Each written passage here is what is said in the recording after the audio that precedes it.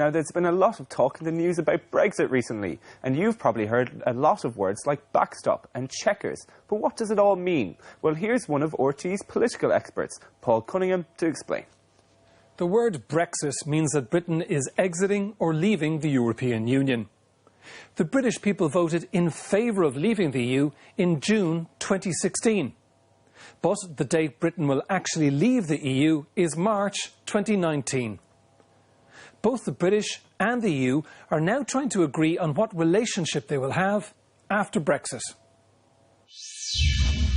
The EU has a single market. This means stuff made in Ireland can travel around the EU without any checks or regulations. Britain still wants to be part of that after Brexit. If Britain chose a deal like Norway, it would be outside the EU but still able to use the single market.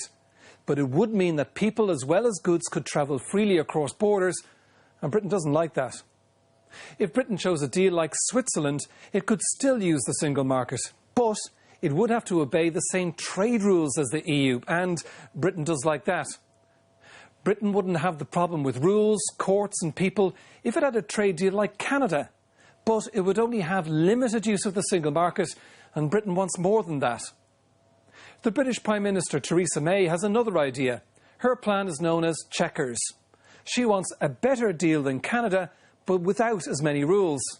However, last week in Salzburg in Austria, the EU told her this Chequers plan will not work. The Irish government is worried about what's going to happen between the Republic of Ireland and Northern Ireland. They want a backstop. That's an unbreakable agreement that there will never be a physical border in Ireland, whether there's a deal or not.